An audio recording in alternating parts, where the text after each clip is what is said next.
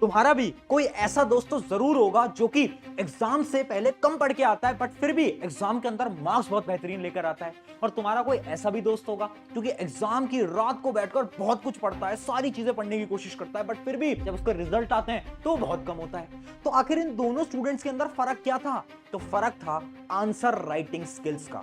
इसमें हमने आधा नंबर काट दिया। इसका कारण क्या? देखो, हमारे अनुसार यहाँ कामा नहीं होना चाहिए। वो जो पहला स्टूडेंट है ना, उसको आंसर लिखने का सही तरीका आता है, जिसकी वजह से वो चाहे कम पढ़ के जाए, चाहे उसको आंसर कम आए, बट वो आंसर इस प्रकार से लिखेगा कि उसके मार्क्स बहुत अच्छे आएंगे। कहाँ से काटोगे? जब बिल्कुल सही है तो आपको इसमें पूरे नंबर देने पड़ेंगे, 15 में 15। जबकि वो जो दूसरा स्टूडेंट है उसको आंसर लिखने का सही तरीका नहीं आता, जिसकी वजह से चाहे वो कितना ही पढ़ ले बट उसके मार्क्स कभी भी अच्छे नहीं आ सकते। अगर आपने ये आंसर राइटिंग के हैक्स जान लिए ना, तो आपके एग्जाम के अंदर 10 से 15 नंबर तो बहुत इजीली इंक्रीज हो जाएंगे। वो फॉर्मेट देखना चाहता है। तुम क्या दिखाना चाहते हो? ज्ञान। अरे वो देख रहा है फॉर्मेट, तुम दिखाओ ज्ञान। तो हाय एवरीवन, मेरा नाम है प्रशांत। पता है आपको, इस वीडियो को बनाने से पहले मैंने लाखों स्टूडेंट से बात करी है और बहुत सारे टीचर से भी बात करी है। ये वो टीचर्स हैं जो कि स्कूल के अंदर, बोर्ड एग्जाम्स के अंदर तुम्हारी कॉपीज को चेक करते हैं। और उन्होंने मुझे एक ऐसा सीक्रेट बताया ना, जिसको सुनकर आप सब शॉक होने वाले हो। उन्होंने मुझे ये बताया कि एक बच्चा आंसर क्या लिखकर आ रहा है उससे उतना फर्क नहीं पड़ता, बट फर्क इस बात से पड़ता है कि वो अपने आंसर को किस प्रकार से लिखकर आता है। अगर वो अपने आंसर के लिखने समय कुछ ऐसे स्टेप्स को फॉलो करता है ना, तो आराम से उसके मार्क्स इंक्रीज हो सकते हैं। और उन्होंने ये भी बताया कुछ नॉर्मल गलतियां हैं जो कि स्टूडेंट्स करते हैं, जिनकी वजह से उनका आंसर सही होता है बट फिर भी टीचर उनके थोड़े बहुत मार्क्स कट कर लेते हैं। मैंने उनसे वो सारी प्रॉब्लम, सारी गलतियां पूछी और वो सारी गलतियां मैं आज तुम्हें बताने भी वाला हूं, जिसके अंदर सबसे बड़ी गलती है बैड राइटिंग। बहुत सारे टीचर्स ने बोला कि जो बैड राइटिंग है ना, एक बहुत बड़ी मिस्टेक है और इसकी वजह से भी नंबर कट सकते हैं। दूसरी चीज है स्लो स्पीड। बहुत सारे स्टूडेंट्स हैं जिनकी स्पीड जो है वो बहुत स्लो है, जिसकी वजह से क्या होता है ना, उनका पेपर ही छूट जाता है। और ये तो आपके साथ भी हो गया होगा। अभी मैं आपको एक एक्टिविटी करने को देता हूं। आप क्या करो, आप ना कमेंट सेक्शन में जाओ और अपना नाम एक बार टाइप करो। एक बार टाइप करना फटाफट से। आपने एक बार टाइप करके देखा होगा तो आपको पता चला होगा कि आपने मात्र 1-2 सेकंड के अंदर अपना पूरा नाम टाइप कर दिया। अब यही काम करो, एक नोटबुक लेकर आओ, उस नोटबुक पे एक बार अपना नाम लिखो पेन से। जो आप लिखोगे तो आपको 5 से 6 सेकंड लग जाएंगे। यानी हम टाइप तो फास्ट कर सकते हैं, बट हम जब आंसर लिखते हैं, अपना नाम कॉपी पे लिख रहे हैं, तो हमें उसमें बहुत टाइम लग रहा है। तो आखिर हम स्पीड को इंक्रीज कैसे करें? जैसे हमारी टाइपिंग स्पीड है उतनी कैसे इंक्रीज करें, वो भी तुम्हें आज मैं बता दूंगा। उसके अलावा कट्स इन दी आंसर। बहुत सारे टीचर्स ने बोला कि वो जो स्टूडेंट्स हैं ना, जो कि आंसर में बार बार कट लगाते हैं, उससे टीचर बहुत ज्यादा इरिटेट होते हैं। उसके अलावा याद नहीं रहता। बहुत सारे स्टूडेंट्स की ये प्रॉब्लम है आज के समय पर कि वो पढ़ के जाते हैं बट एग्जाम के टाइम पे याद नहीं रहता। तो जो सारी प्रॉब्लम्स है ना, इन सारी प्रॉब्लम्स का एक एक करके सॉल्यूशन जानेंगे। सबसे पहले समझते हैं आपकी पहली प्रॉब्लम, जो कि है बैड राइटिंग। मैंने बहुत सारे टीचर से बात करी, बैड राइटिंग से फर्क पड़ता है या नहीं फर्क पड़ता, तो सभी टीचर ने बोला हाँ फर्क तो पड़ता है, बट फर्क तब पड़ता है जब राइटिंग इतनी बेकार है कि वो पढ़ने में ना आए। अगर आपकी राइटिंग ऐसी है ना जो कि पढ़ने में आ जा रही है, तो उतना ज्यादा फर्क नहीं पड़ने वाला। बट फिर भी अगर आपको अपनी राइटिंग को इंप्रूव करना है, तो एक वीडियो मैंने राइटिंग इंप्रूव के ऊपर पूरी बना रखी है, उसको जाकर देख लेना। मात्र 4-5 दिन के अंदर राइटिंग आपकी उससे इंप्रूव हो जाएगी। बट राइटिंग इंप्रूव से उतना फर्क नहीं पड़ता। तो मैंने टीचर से पूछा तो फर्क किस बात से पड़ता है, तो उन्होंने मुझे एक बड़ी अच्छी टेक्निक बताई और उस टेक्निक का नाम था आंसर सीक्वेंस। यानी हर एक टीचर ने यह बोला कि एक स्टूडेंट आंसर्स को किस सीक्वेंस में अटेम्प्ट करता है वो बहुत इंपॉर्टेंट होता है। जैसे मैं अभी आपको 2 कॉपीज दिखाता हूं। यह है आपके सामने कॉपी नंबर 1, जिसने आंसर 1 आंसर 2 एकदम नॉर्मल ऑर्डर के अंदर लिखा हुआ है। और देखो बीच में स्पेस भी दी है। आप ध्यान से अगर देखोगे तो बीच में आपको यहां पर स्पेस भी दिख जाएगी। जबकि मैं आपको दूसरे स्टूडेंट की कॉपी दिखाता हूं तो इसकी राइटिंग भी नॉर्मल ही है, बट इसने गलत ऑर्डर के अंदर आंसर्स को अटेम्प्ट करा है और उसने स्पेस नहीं दी। ये देखो स्पेस बहुत कम है, जिसकी वजह से जब इस स्टूडेंट की कॉपी चेक होगी ना, तो ऑटोमेटिकली इसके 3-4 नंबर कम आने वाले हैं उस स्टूडेंट के कंपेयर में, चाहे इनका पूरा आंसर सेम हो। अब इससे फर्क क्या पड़ता है? इससे फर्क ये पड़ता है ना बेटा, ध्यान से समझ लेना। हर एक टीचर ये बोलता है कि अगर आप एक नॉर्मल ऑर्डर के अंदर अपने आंसर को अटेम्प्ट करोगे ना, तो टीचर को कॉपी चेक करने में बहुत आसानी होगी। 1 2 3 4 5 6 इस ऑर्डर में। अगर आपको कोई क्वेश्चन नहीं आता तो उसको ना लास्ट में अटेम्प्ट करो, बट बीच में अटेम्प्ट मत करना। अगर आप बीच में अटेम्प्ट करते हो ना, तो टीचर को बड़ी फ्रस्ट्रेशन होती है। और एक कहावत है, बड़ी ध्यान से उसको याद कर लेना, कि जितना कम समय एक टीचर आपकी कॉपी चेकिंग में बिताएंगे, उतने ज्यादा आपके मार्क्स आएंगे। ये बहुत इंपॉर्टेंट है। ये है अपनी पहला एक। अब बढ़ते हैं आपकी दूसरी प्रॉब्लम की तरफ, जो कि थी कि आप बहुत ज्यादा स्लो लिखते हो। तो आपकी जो प्रॉब्लम है ना, इसका सोल्यूशन क्या है? तो इसी का सोल्यूशन है आपका fast writing hack. Fast writing hack के अंदर बेसिकली दो पार्ट्स होते हैं।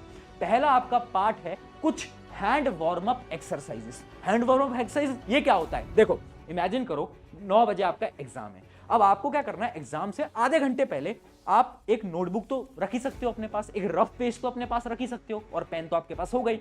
आपको क्या करना है, उस नोटबुक के ऊपर अपने पेन से कुछ एक्सरसाइज करनी है। एक्सरसाइज क्या है? ऐसे लाइंस बनाओ, ऐसे लाइंस बनाओ, ऐसी लाइंस बनाओ, फिर ऐसी लाइंस बनाओ, फिर ऐसी लाइंस बनाओ, है ना, फिर ऐसी ऐसी लाइंस बनाओ, ऐसी ऐसी लाइंस बनाओ। इनसे क्या हो रहा है? इनसे आपका जो हैंड और जो ब्रेन मूवमेंट है ना, वो कोऑर्डिनेट हो रहा है। और जब आप आंसर लिखने जाओगे ना, तो जो आपकी प्रॉब्लम है ना कि आप बहुत धीरे धीरे धीरे धीरे लिखते हो, वो प्रॉब्लम खत्म हो सकती है। तो ये तो होता है हैंड वार्म अप एक्सरसाइजेस। इसके अलावा एक स्टेप आपको और करना है, जो कि है एयर राइटिंग। देखो, अगर आप स्लो लिखते हो ना, तो उसका एक सिंपल सोल्यूशन है कि आप ना डेली राइटिंग की प्रैक्टिस करो। कैसे? आपको हवा के अंदर राइटिंग की प्रैक्टिस करनी है। यानी इमेजिन करो आप कहीं पर भी ट्रैवल कर रहे हो, आप अपने दोस्त के साथ पीछे स्कूटी के ऊपर बैठे हो, बट आपको क्या इमेजिन करना है ना, आपको इमेजिन करना है कि आपके हाथ में पेन है और सामने एक किताब है, और आप उस किताब पे फटाफट से एक बार अपना नाम लिखने की कोशिश करो। एक बार आप अभी भी कर सकते हो, जो भी आपका नाम है एक बार वो फटाफट से लिखने की कोशिश करो। इससे क्या होगा, आपका जो हाथ है, जो आपकी कलाई है, वो मूव करती रहेगी, और जितना ये मूव कर रही है ना, उतना ज्यादा आपकी राइटिंग स्पीड ऑटोमेटिकली इंक्रीज होती रहेगी।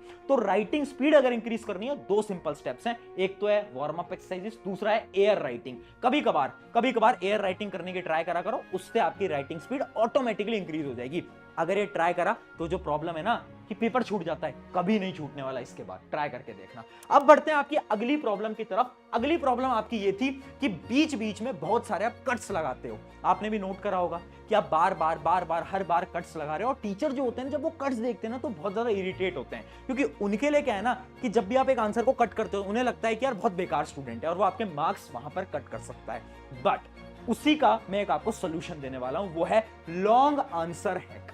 इमेजिन करते हैं कि एग्जांपल लेते हैं। एक एग्जांपल है इस क्वेश्चन का। मान लो एक क्वेश्चन है ना, ये आपके पेपर के अंदर आया ये क्वेश्चन, और आपको याद है कि उसके 4 पॉइंट्स होते थे, 4 या 5 पॉइंट्स होते थे, वो जो आपके लॉन्ग आंसर होते हैं। अब आपको क्या करना है, आपको अपने जो आपकी आंसर शीट है उसके लास्ट पन्ने पे जाना है। उस लास्ट पन्ने के ऊपर हेडिंग डालनी है रफ। क्या लिखना है? रफ। अब आप उसके अंदर कोई भी रफ का काम कर सकते हो, कोई भी टीचर कुछ नहीं बोलेगा, ठीक है। आपने हेडिंग डाली रफ, और उसके अंदर आप एक बार दिमाग से सोच लेना कि कौन कौन से 5 पॉइंट आप लिखने वाले हो। अब क्या करो, अब फटाफट से कॉपी पलटो, यहां पर आ जाओ, और यहां पर पूरी तरीके से उनको एक्सप्लेन करके वो 4-5 पॉइंटर यहां पर तुम लिख दो। इससे क्या होगा, इससे आपकी कटिंग अवॉइड होगी। अब आते हैं आपकी अगली प्रॉब्लम की तरफ, जो कि याद नहीं रहता। याद नहीं रहता तो उसका एक बहुत सिंपल सोल्यूशन है, एक बहुत सिंपल हैक है। वो हैक क्या बोलता है, एक बार ध्यान से देखना। हैक का पहला स्टेप है रिकॉल दी चैप्टर। यानी आपको क्या करना है, सबसे पहले आपको कोई आंसर याद नहीं आ रहा, तो आप ये देखो कि वो किस चैप्टर का है। आपने मान लो चैप्टर आइडेंटिफाई कर लिया। अब आपको क्या करना है, अब आपको टॉपिक आइडेंटिफाई करना है कि किस टॉपिक के बारे में पूछ रहा है ना। आपको आंसर नहीं आता, आप बस इतना सोच रहे हो कि किस टॉपिक के बारे में पूछ रहा है। आपने टॉपिक आइडेंटिफाई कर लिया। अब उस टॉपिक से रिलेटेड कुछ भी लिख कर आ जाओ, कुछ भी, और लिखना हमेशा पैराग्राफ की फॉर्म में। क्यों? क्योंकि एक साइकोलॉजिकल हैक है, जब आप बहुत बड़े पैराग्राफ के अंदर आंसर लिख के आते हो ना, तो शायद हो सकता है कि आपके टीचर उस पूरे पैराग्राफ को नहीं पढ़े, वो ऊपर ऊपर से पढ़े, और शायद आपको उसके अंदर आधा 1-2 नंबर मिल भी जाए। ऐसा भी हो सकता है। इस वजह से जब भी कोई क्वेश्चन ना आए तो उसको छोड़ना नहीं है एग्जाम के अंदर। हमें क्या करना है, हमें सोचना है कौन से चैप्टर का है, कौन से टॉपिक का है, और पैराग्राफ की फॉर्म के अंदर उस टॉपिक से रिलेटेड जो भी आता है वो जाकर हमें अटेम्प्ट कर देना। ये बहुत ज्यादा इंपॉर्टेंट स्ट्रैटेजी होने वाली है हर एक स्टूडेंट के लिए। ये थी आपकी सारी प्रॉब्लम्स। अब मैं सारे टीचर से जब मैंने बात करी ना, तो मैंने समझे कुछ प्रेजेंटेशन हैक्स, कुछ प्रेजेंटेशन टिप्स, कुछ ऐसे टिप्स जिसकी मदद से आपके एग्जाम के अंदर मार्क्स बहुत अच्छे आ सकते हैं। तो वही टिप्स मैं आपको फटाफट से बता देता हूं, कुछ सिंपल प्रेजेंटेशन टिप्स जिससे आपके मार्क्स इंक्रीज होंगे, जिसके अंदर सबसे पहली अपनी ट्रिक होती है द कीवर्ड स्ट्रैटेजी। मैं आपको विद एग्जांपल दिखाता हूं कीवर्ड स्ट्रैटेजी क्या होती है। जैसे कि यहां पर ध्यान से देखो, मान लो मैं एक आंसर लिख रहा हूं। जब भी मैं आंसर लिख रहा हूं ना, तो उस आंसर के जो इंपॉर्टेंट वर्ड्स होंगे ना, उनको मैं क्या करूंगा, अंडरलाइन कर दूंगा। जैसे कि मैंने यहां पर कर रखा है, ये वर्ड इंपॉर्टेंट है, मैंने अंडरलाइन कर दिया, ये वर्ड इंपॉर्टेंट है, अंडरलाइन कर दिया।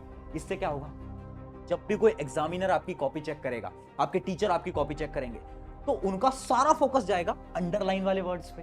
है ना, और ये अंडरलाइन पेंसिल से करनी है। अंडरलाइन वाले वर्ड्स पे उनका फोकस जाएगा, वो देखेंगे अच्छा बच्चे ने सही लिखा है, ठीक है बच्चे ने सही लिखा है, इसने भी सही लिखा है, ठीक है, और वो सिर्फ अंडरलाइन वाले वर्ड्स को पढ़ेंगे, उन्हें लगेगा आंसर सही है, आगे बढ़ जाएंगे। आपके पूरे आंसर वो नहीं पढ़ते, ये रियलिटी होती है, मैं सच बता रहा हूं, नंबर इससे बढ़ जाते हैं तुम्हारे, बहुत इंपॉर्टेंट है। ये थी आपकी पहली प्रेजेंटेशन टिप, ट्राई करके देखना। अगली प्रेजेंटेशन टिप की तरफ बढ़ते हैं, जो कि है डोंट यूज शॉर्ट फॉर्म्स। याद रखना, हर एक टीचर को ना बहुत ज्यादा बुरा लगता है जब तुम कोई शॉर्ट फॉर्म लिखते हो। शॉर्ट फॉर्म क्या होती है? बहुत अजीब अजीब सी तुम चीजें लिखते हो ना, जैसे राइट नाउ को आजकल तुम RN लिखते हो, बिकॉज को BCZ लिखते हैं हम। तो ये जो जितने भी शॉर्ट फॉर्म्स है ना, जो कि हम टेक्स्ट में आजकल जब हम टेक्स्ट करते हैं एक दूसरे को, तो हम इन शॉर्ट फॉर्म को यूज करते हैं। इन सारी शॉर्ट फॉर्म को अवॉइड कर देना। अगर गलती से लिख दिया ना, मैं सच बता रहा हूं, एग्जाम के अंदर नंबर बिल्कुल कटेंगे तुम्हारे। अगला प्रेजेंटेशन टिप की तरफ बढ़ते हैं, जो कि है cuts with the help of pencil. यानी जब भी आप कट लगा रहे हो ना, इमेजिन करो गलती से कुछ गलत हो गया, मान लो यहां पर आप ध्यान से देखो, कुछ गलती से मेरा गलत हो गया, तो अब मैं क्या करूंगा? मैं उसे पूरा गंदी तरीके से कट नहीं लगाऊंगा, मैं पेंसिल लूंगा, एक प्यारा सा एक सिंपल सा स्ट्रेट कट लगा दूंगा, एकदम स्ट्रेट। ट्राई करना, स्केल से कट कर दो, उससे क्या होगा? एकदम तुम्हारा आंसर नीट एंड क्लीन लगेगा। एक बार इस आंसर को तुम ध्यान से देखो, कितना नीट एंड क्लीन लग रहा है आंसर, है ना, एकदम साफ सुथरा लग रहा है, जबकि इसके अंदर कट्स भी हैं।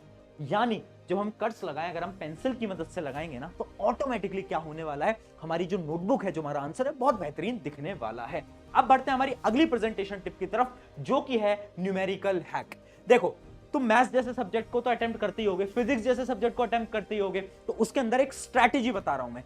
जो भी तुम्हारा आंसर है ना, उसको बॉक्स के अंदर बंद कर देना और यूनिट्स लिखना मत भूलना। एक एग्जांपल के साथ समझाता हूं। ये दो नोटबुक है, इनके अंदर देखो डिफरेंस क्या है। ये एक स्टूडेंट की नोटबुक है, इसने क्या करा, फाइनली बस आंसर लिख के यहां पर छोड़ दिया है। तो अब जब टीचर आएगा ना कॉपी चेक करने, तो पूरी की पूरी कैलकुलेशन चेक करेगा। बट हमने क्या करा, हम थे स्मार्ट स्टूडेंट, हमने क्या करा, फाइनल आंसर्स को यहां पर देखो बॉक्स के अंदर ऐसे बंद कर दिया। अब इससे क्या होगा, अब जो टीचर है ना, वो पूरी कैलकुलेशन चेक नहीं करेंगे, वो देखेंगे अच्छा इसका पूरा आंसर सही है, अच्छा ये आंसर भी सही है, ठीक है, मतलब ये तो पढ़ने वाला बच्चा है, आगे बढ़ जाओ। ये टेक्निक न्यूमेरिकल के अंदर हमेशा से बॉक्स के अंदर करोगे ना, छोटी छोटी टेक्निक से बहुत ज्यादा हेल्पफुल हो सकती है। अब बढ़ते हैं हमारी फाइनल टेक्निक की तरफ, फाइनल प्रेजेंटेशन टिप की तरफ, जो कि है डिफरेंस वाले क्वेश्चंस। आपने देखा होगा बार बार सवाल आते हैं कि दो चीजों के बारे में डिफरेंस बताओ। हम क्या करते हैं ना, हम पहले एक हेडिंग डालेंगे, फिर उसके बारे में लिखेंगे, फिर दूसरे के बारे में लिखेंगे। ऐसा कभी मत करना। डिफरेंस वाले क्वेश्चन अटेम्प्ट करने का एक सिंपल स्ट्रैटेजी है, जैसे कि तुम देख सकते हो। तुम्हें क्या करना है, एक बॉक्स बनाना है, एक तरफ एक लिखना है, दूसरी तरफ दूसरी चीज लिखनी है, और उनकी ऐसे डेफिनेशंस वगैरह, इनके सारे डिफरेंसेस पॉइंट वाइज लिखने हैं। कभी भी डिफरेंस पैराग्राफ में मत लिखना, नंबर कट सकते हैं। हमेशा ट्राई करना, डिफरेंस लिख रहे हो तो ऐसे एक बॉक्स बनाओ, बीच में लाइन बनाओ, और यहां पर पॉइंटर के हिसाब से तुम डिफरेंसेस लिखकर आओ। ये सारी ऐसी स्ट्रैटेजीज थी जो कि बोर्ड एग्जाम वाले, जितने भी तुम्हारे स्कूल टीचर्स हैं, सब इसी स्ट्रैटेजी के हिसाब से क्या करते हैं, आपकी कॉपीज को चेक करते हैं। तो अगर आपने इसको फॉलो करा, मार्क्स तो बिल्कुल बढ़ने वाले हैं। जाओ अब इन सारी टेक्निक्स को अटेम्प्ट करो, अपने एग्जाम के अंदर फटाफट से क्या करो, मार्क्स लेकर आओ। और आई होप आपने अपना नाम तो कमेंट करा ही होगा कमेंट्स के अंदर। कितने सेकंड के अंदर नाम कमेंट करा, कमेंट में बताओ। ऑन दिस नोट, शुक्रिया एवरीवन। एक दोस्त को इस वीडियो को शेयर कर देना। मेरा नाम है प्रशांत, मिलते हैं नेक्स्ट वीडियो के अंदर।